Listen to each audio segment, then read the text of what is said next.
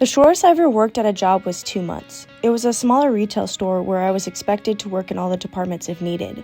I was never really stretched thin, however, since the store in particular didn't usually get busy when I worked, and I only worked closing shifts, and I never usually worked alone. Most of my shifts I'd work with older women or managers younger than me, but I didn't struggle to do my job. Sure, it was a bit boring at times, especially since I couldn't listen to my own music and because I was always at the front register, but I did have some tasks that would take me from the front, like working at the phone desk, stocking shelves, resetting sections, pitching in at the pharmacy, or even cleaning bathrooms. Anyways, there were multiple reasons why I left this job so early, but the main reason I'm focusing on in this video is when I got stalked. One day, this older dude, who I'm gonna call Middle Part, came in with a dead relative's phone and he wanted to get some pictures off of it. It wasn't busy, so I left the register to help set him up on the photo kiosk, but his Android wasn't connecting and I wasn't entirely sure why, since I didn't own an Android myself. I called for help from my coworker who was working that time, who I'm gonna call Candy, to the front to help Middle Part so that I can continue to work at the register with the other customers in the store.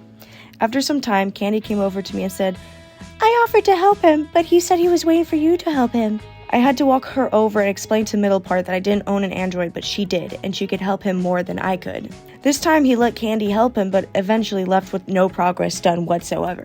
Now initially an interaction like this wouldn't set off any alarms, and it didn't, but the more I worked, the more he would show up with the same story of wanting to get pictures off the same phone. I did my best, but eventually the cycle ended after a couple of weeks and I moved on.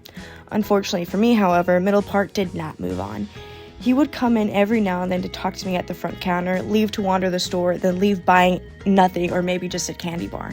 In all honesty, I started to feel dread when I'd recognize him coming into the store because he would talk about his connection to the store, his dead relative, or just whatever. I just didn't like this guy, so I didn't like talking to him, but I sure acted like a damn good employee whenever I saw him. It started getting really creepy when I picked up enough shifts to end up working an entire week in a row. This entire week, he would come in between 4 and 10, which were the hours I worked, to talk, wander the store, then leave.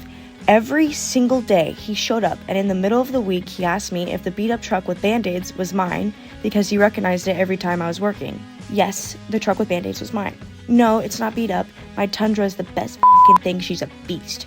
Anyways, the question in particular set off some warning bells, but my only excuse at the moment was, no, it's my bros. But you drive it? Yes. The next day I was determined not to see that guy, so I gladly bribed my favorite older lady who worked with me off. I love this woman. She praised my work ethic and she was good. She was slow, but she let me clean the bathrooms every shift with her. Oh, love this woman. Love you, Misty. That's a fake name, by the way. So I gladly bribed her with some candy to watch the front desk so that I can spend an hour cleaning the bathroom. At the store, when you are meant to clean the bathrooms, you have to block off the hall with a sign and a trash can. When you're cleaning the bathrooms, you are expected to clean the toilets, scrub the sinks, restock the soap, paper towels, toilet paper. You're expected to sweep, mop, and clean the mirrors. The bathrooms were never really dirty enough, and honestly, anyone could get that work done within half an hour. But around 7 to 10 was usually when it was dead in the store.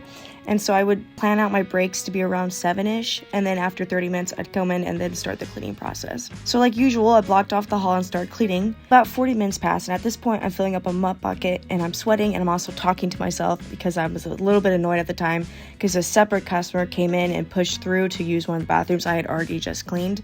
So I was already annoyed at this point, and it only got worse because as soon as I walked out of the hallway closet with the mop bucket in hand, guess who pops the out? Middle Part. He came out of nowhere. He scared the shit out of me and he said, "I was looking all over the store for you. I saw your truck inside and I was sure you were working." So definitely at this point, I was uncomfortable because not only did he walk past my barricade I made, but like the only thing dividing him from me was the mop bucket and the mop, which I was holding like a goddamn sword because you best know I was gonna kick his ass if he tried to touch me.